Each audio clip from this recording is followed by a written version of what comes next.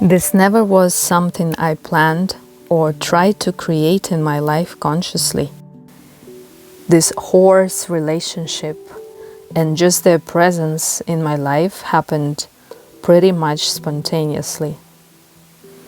And in this journey, I'm meeting so many people who have really similar stories, like they grew up on a ranch and had experience with horses from really early age and just know how to ride them, how to clean them, how to feed them, where I had completely zero interaction or knowledge about them. My childhood and until my late 20s, it was pretty much a city life. The only time I had interaction, so-called interaction with horses, was in the parks, where you would pay money to ride a horse for 5-10 minutes. You hop on the horse, walk around, get off, and never see it again. At the same time, there is something really interesting and amazing here. Have you ever had an experience? As an adult, you would look back into your childhood and realize that as a child, you always knew something back then. You unconsciously would reveal glimpses of your abilities or dreams or purpose, but they have never been noticed, not by you or not by anyone else. And that dream or purpose was literally just around the corner. Until you grow up, look back and just see it from a totally new angle. So, first of all, I was born in Central Asia. This is a home to so many wild horses. This is also a place where horses were first domesticated. And the people from ancient times in that region had nomadic lifestyle. So their whole lives were about horses. They were dependent on horses. So it was literally all around me, but I never had an access to it. And in my family surrounding, no one ever spoke about horses. Second is even more amazing thing, which I remember. There was a period of time, maybe between 9 and 14 years old, I was drawing horses everywhere. Just open a page and start drawing it without even thinking. So you could see sketches of horses in my math books, in my notebooks, everywhere. And even now I can still feel this memory in my hands and fingers, and I can almost see this memory. And I'm wondering, how on earth no one ever noticed this? No one from my surrounding never asked me, why am I so obsessed with drawing horses? And even worse is that myself, I have never questioned this. Then it disappeared. I think when I went to puberty, the whole drama in the body and in life started taking completely different direction, and I got distracted for so many years. I left the country in 2013 and was into yoga for many years and traveling, practicing and teaching, and still there was no sign of horses. And somewhere from 2020, when I was in Costa Rica, horses started showing up. First, just for a moment, where I will see them from a distance. And then they started growing. I would unintentionally end up in a place that had horses.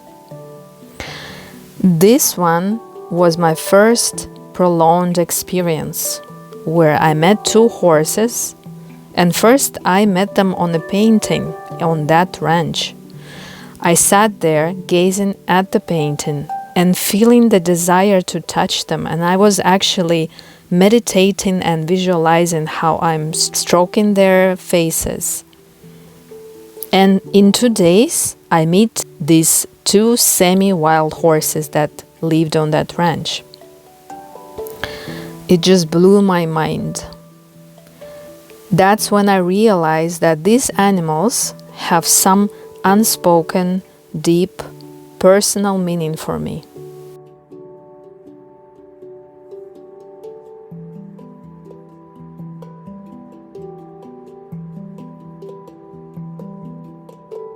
And in the next 2 years, it escalated to volunteering and visiting horse farms, ranches in Mexico and Honduras.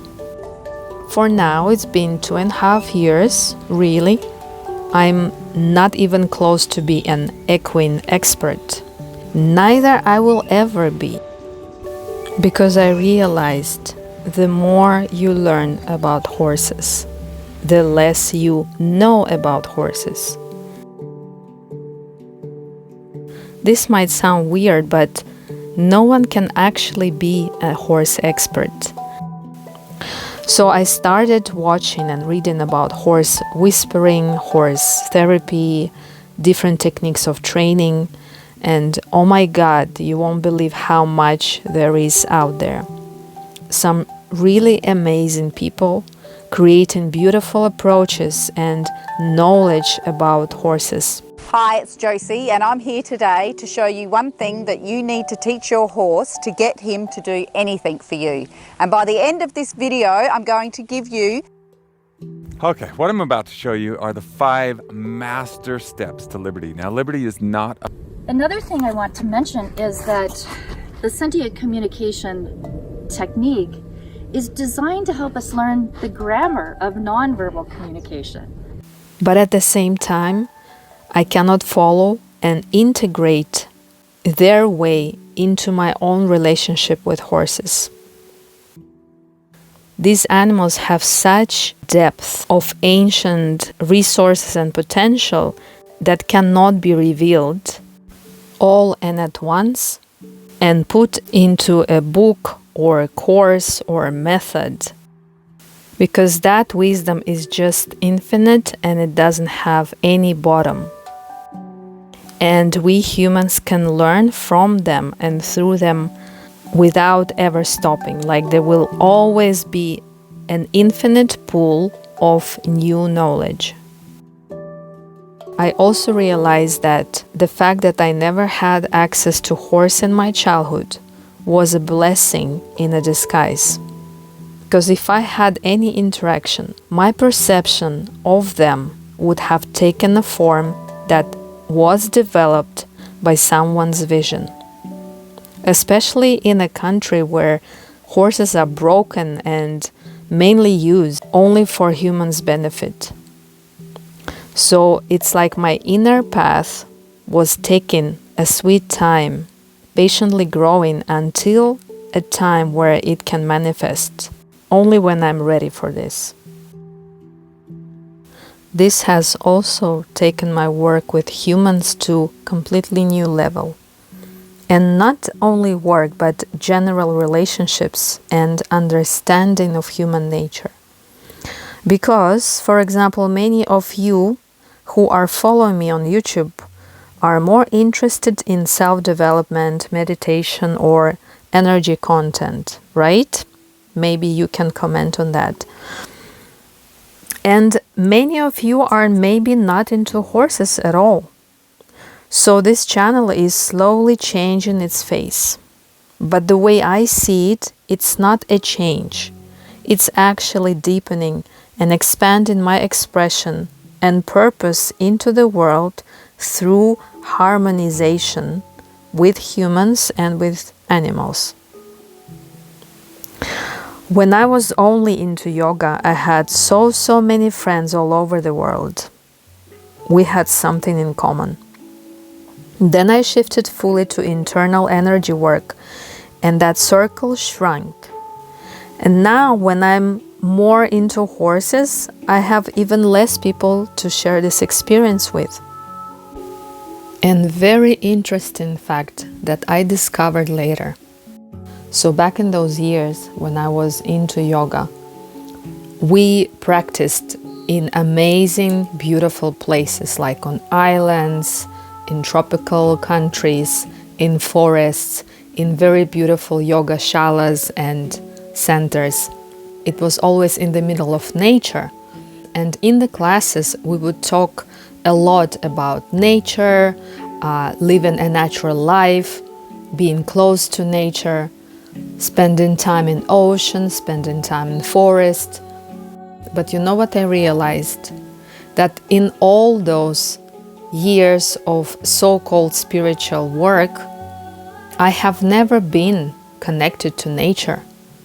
It was so hilarious for me to realize how much we actually dwell in the conversations of nature, but we are never actually experiencing it. There is no such thing as connection to nature. There is being a part of nature. Because connection means there is also disconnection.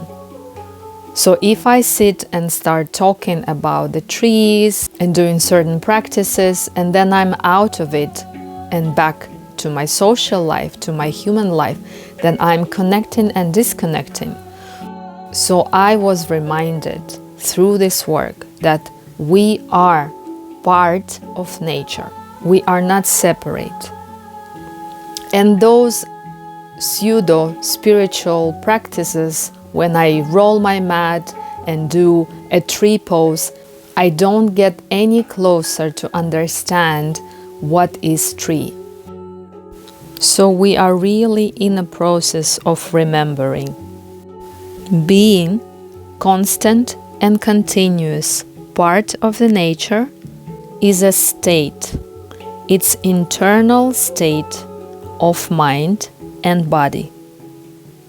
It's not conversations, not superficial presence, not superficial appearance.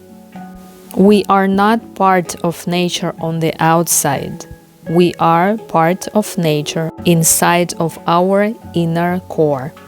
But more on this I will share in other videos. So I may assume that my YouTube content might change the audience. And here is what I want to say about this. In these 2 years, I'm witnessing a tremendous potential and benefit for every single human to restore relationship with these animals, especially those who are into self-development and spiritual modality. And here is why. There were times when all humans on the planet were in close and peaceful coexistence with horses and other animals. And I'm not even talking about 5,000 years ago. It is much, much older. Particularly, horses have abilities for the planet itself and for humans. And I refer to physical benefit. The planet gains a tangible positive influence from presence of the horses. And human body, lymphatic system, nervous system, hormonal system, digestion, everything, all have deep resonance with what horses represent in their bodies. I'm witnessing that in the presence of horses, people are triggered in a way they don't expect. There is a gentle and subtle psychosomatic memory that starts flowing from the depth through layers of distorted personalities up into the surface of consciousness of the body. I'm also learning that if humans will change their perception of horses, this will benefit the whole planet and the state of horses as well, which will again reciprocate back to the planet and to humans. It's a potential of very healthy cycle of these three representatives. And this dynamic relationship and cycle can create a very healthy, positive electromagnetic resonance in each one all around us. I can see that in the depth of human unnatural nature, there is a resonance of global fear. Literally in every human being. There is no one without this fear. And never has been. It has always been like this. But from the beginning, it was just a spark. And it was in a way beneficial because out of fear, we start evolving. Whether it sounds weird or not, but it's true. But one of the ways how this fear grew, solidified, and thrived, and took over is when we unconsciously agreed to the idea that we are separate from nature. That we humans are here and nature is out there, separate from us. And this is really contradictory phenomena I'm observing. It's only nature has true abilities to transform this fear. On the other hand, our collective unconscious perception has turned nature into a source of danger. We are scared of nature. We are scared of animals. We are scared of dark forests and we are scared of deep seas. And we are scared of horses. That's why throughout the latest history, which is 3,000 years, human had this desire to conquer, break, and submit horses. We can feel their power. We are mesmerized by it, but we're also scared of it.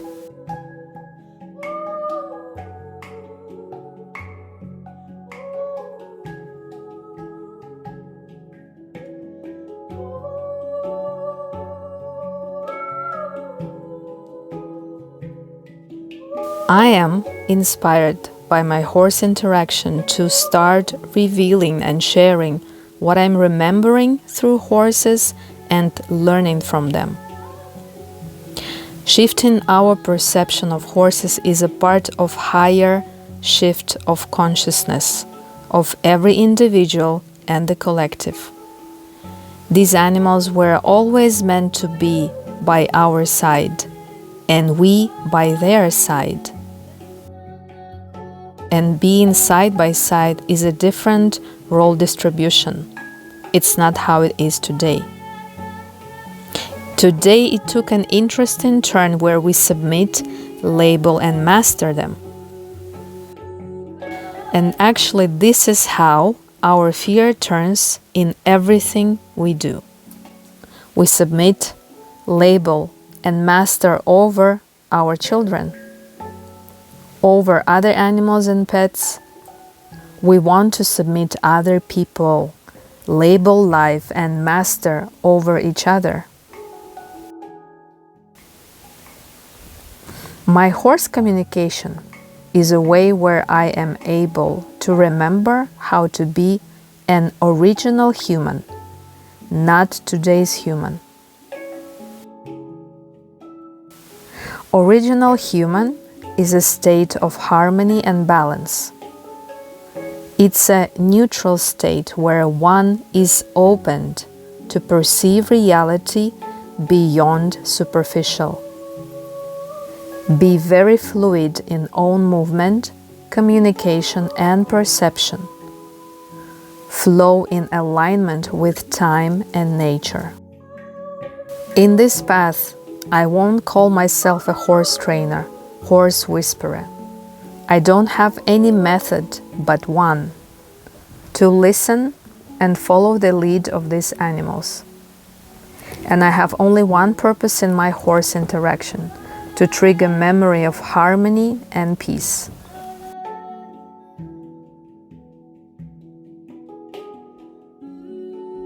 Today I am blessed to have a 24/7 access to a herd of 15 horses, to live by their side, to witness their evolution on a very special land. This allows me to deepen my practice. Also opens door for opportunity to work with my clients in their presence. So I'm making so much footage and content for everyone who resonates with the way of harmony. For now, I have no idea where it's going to lead me. I'm just being in the present moment. The time and the spirit will reveal it all. Thank you so much for witnessing, for listening, and for supporting.